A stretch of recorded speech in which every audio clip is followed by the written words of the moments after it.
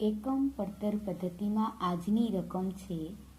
Dinesh mills 2010ના વર્ષ માટે બધું ઉત્પાદન ₹3,60,000માં વેચે છે.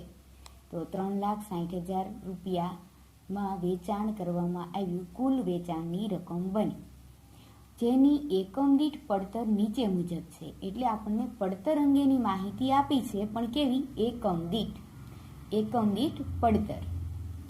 માલ સામાન 60, મજૂરી 45, સીધા ખર્ચ 15. આના આધારે આપણે પ્રાથમિક પડતર મેળવશું. કારખાના પરોક્ષ ખર્ચ બે રીતે વેચીને આપ્યો છે, સ્થિર અને ચલિત, ₹6 અને ₹9. ઓફિસ શિરોપરી ખર્ચ સ્થિર આપેલો છે 15. વેચાણ વિતરણના ખર્ચને બે ભાગમાં વેચ્યું છે, સ્થિર ખર્ચ અને ચલિત ખર્ચ, ફરીથી 9 અને 6. કુલ પડતર આવે ₹165, નફો ₹15 અને એકમ દીઠ વેચાણ કિંમત આવી 180.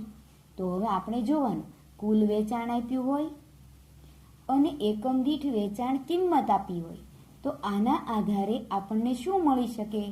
તો વેચાણના એકમો મળી શકે. શું મળી શકે?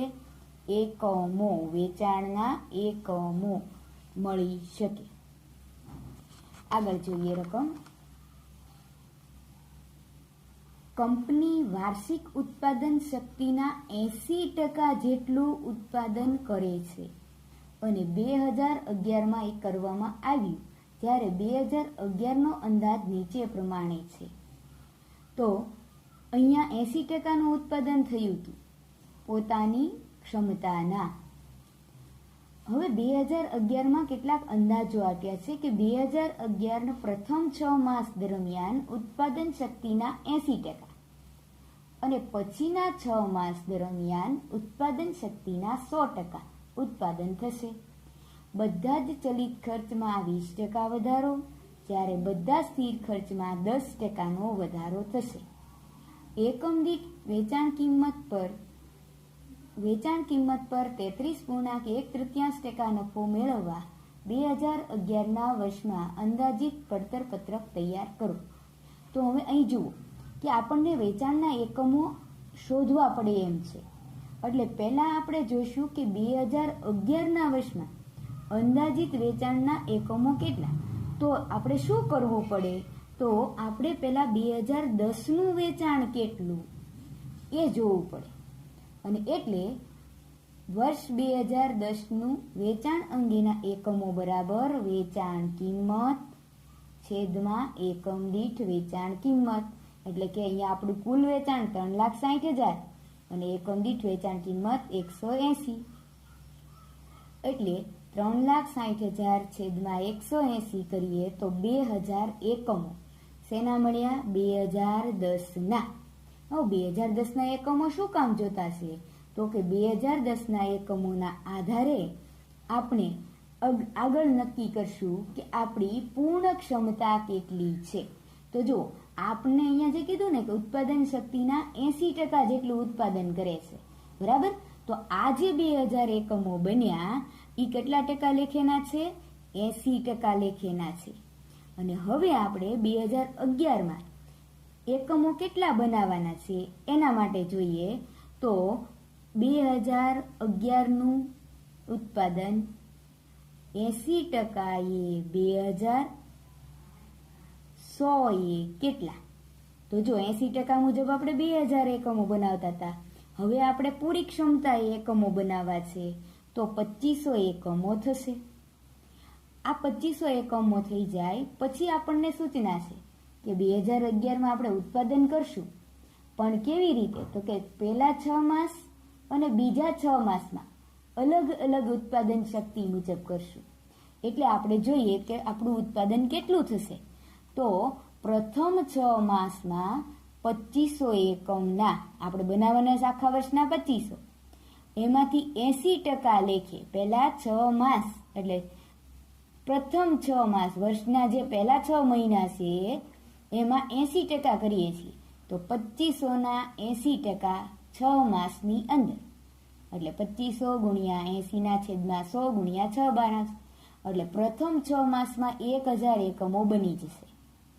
પછી બીજા 6 માસના એકમો તો 2500, એમાં 100% છે એટલે 100/100 અને 6 ગુણ્યા 12, 6 માસના 1250 એકમો આવે.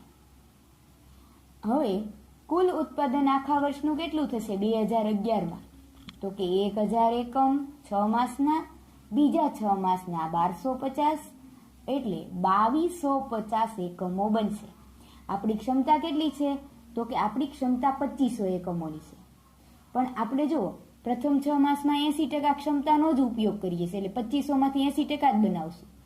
અને પછીમાં 6 માસની અંદર 100%, એટલે 2500માંથી 2250 એકમનું ઉત્પાદન આપણે 2011ના વર્ષમાં કરી શકશું. 2011નું અંદાજિત પડતર પત્રક. ઉત્પાદનના એકમો લેશું 2250, 2150. ચાલો હવે એકમ દીઠ બધી માહિતી છે આપણી પાસે. એના આધારે પડતર પત્રકની અંદર જૂની કિંમતો મેળવતા રહેશું. માલ સામાન એકમ દીઠ કિંમત આપી છે 60. સૂચના મુજબ વધારો થશે તો કે બધા ચલિત ખર્ચમાં એક સરખી રકમ કહી દીધી છે, 20% વધારો બધા ચલિત ખર્ચમાં. તો માલ સામાન કેવો ખર્ચ છે? ચલિત ખર્ચ. 60ના 20% એટલે 12 રૂપિયા.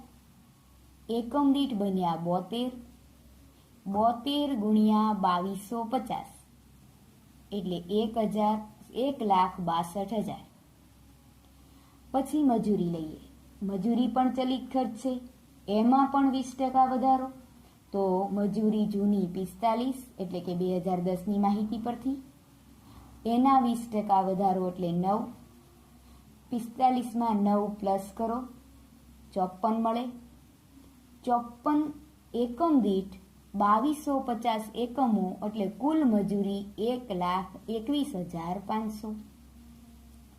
સીધા ખર્ચ 15 રૂપિયા ગયા વર્ષના, 20%નો વધારો 3 રૂપિયા વધે. નવી એકમ દીઠ કિંમત આવી 18, 40,500 કુલ કિંમત બની. માલ સામાન, મજૂરી અને સીધા ખર્ચનો સરવાળો પ્રાથમિક પડતર. 72, 54, 18નો સરવાળો 144 એકમ દીઠ. એવી જ રીતે સરવાળો કરતા 3,24,000 કુલ. પ્રાથમિક પડતર મળી જાય એટલે કારખાના પરોક્ષ ખર્ચ. હેડિંગ આપવાનું કારખાના પરોક્ષ ખર્ચ. એમાં બે વિભાગ છે, એક છે સ્થિર ખર્ચ અને બીજું છે ચલિત ખર્ચ. તો સ્થિર ખર્ચમાં શું કીધું છે? સ્થિર ખર્ચની અંદર આપણને કીધું છે કે 10%નો વધારો થશે. એટલે આપણે પહેલા લખવાનું કે જૂના સ્થિર ખર્ચ કેટલા? તો લખો સ્થિર ખર્ચ એકમ દીઠ 6 હતા. પછી છે 10ના એકમો છે એ 2000 આપણે શોધ્યા હતા, બરાબર? તો 2010ના એકમો 2000. એના આધારે ગયા વર્ષના કુલ સ્થિર ખર્ચા કેટલા બન્યા? તો કે 12,000. હવે જૂના 12,000 હોય તો એના 10% વધારો કરવાનો. એટલે 12,000ના 10% 1200 વધે. નવો સ્થિર ખર્ચ મળે 13,200. 13,200 મળે કુલ, એટલે 2250 એકમોથી ભાગાકાર કરીને 5.87 એકમ દીઠ. આ થઈ ગયો સ્થિર ખર્ચમાં 10%નો વધારો. હવે ચલિત ખર્ચ લ્યો. ચલિત ખર્ચ એકમ દીઠ લેવાય. તો જૂનો એકમ દીઠ કેટલો? ગયા વર્ષનો 2010નો 9 રૂપિયા. 20%નો વધારો કરીએ તો 9 રૂપિયાના 20% 1.80. તો હવે 1 રૂપિયો ને 80 પૈસાનો વધારો થયો તો 10 રૂપિયા ને 80 પૈસા નવી કિંમત આવી. એને ગુણ્યા 2250 એકમ એટલે 24,300 મળે. તો આમ કારખાનાનો પરોક્ષ ખર્ચ આપણે એડ કરી દીધો. તો આ પ્લસ કરતા પ્રાથમિક પડતરમાં આપણને મળે છે કારખાના પડતર 160.67, 3,61,500. ત્યાર પછી ઓફિસ કે વહીવટી પરોક્ષ ખર્ચ એવું એડિંગ આપો. ઓફિસ કે વહીવટી પરોક્ષ ખર્ચ. હવે એમાં પણ બે ભાગ છે. તો પહેલા જૂનો સ્થિર ખર્ચ લેશું. જૂનો સ્થિર ખર્ચ બનાવવા શું કરવાનું? જૂનું એકમ દીઠ 15 રૂપિયા લેવાના. જૂના એકમો 2000, એને ગુણાકાર કરીએ તો 30,000 કુલ ખર્ચ મળે. સ્થિર ખર્ચ છે એટલે કુલ રકમ મળે, પછી એમાં 10% વધારો એટલે આપણને મળે 10% વધારો કરતા 3,000 અને 30,000 પ્લસ 3,000 33,000 નવો ખર્ચ આવ્યો સ્થિર ખર્ચ. સ્થિર ખર્ચ જ આપેલો છે, એમાં ચલિત ખર્ચ આપ્યો નથી.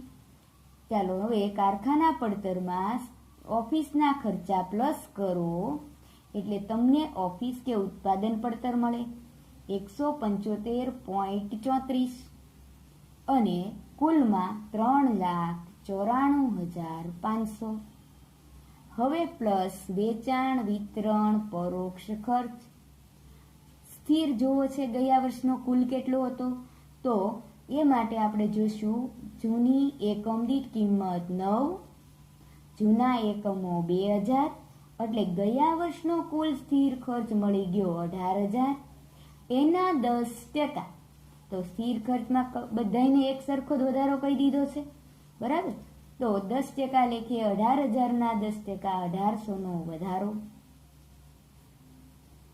1800નો વધારો કરતા નવી રકમ મળે આપણને સ્થિર ખર્ચની 19,800. એકમ દીઠ 8.80. એકમ દીઠ 8.80. હવે લઈએ ચલિત ખર્ચ. ચલિત ખર્ચમાં પહેલા લેવાનું એકમ દીઠ, એમાં 20% વધારો એટલે 1 રૂપિયોને 20 પૈસાનો વધારો થાય. 7.20 નવી એકમ દીઠ કિંમત મળી. એને ગુણ્યા ઉત્પાદનના એકમો 2250 એટલે 16,200 આવ્યા.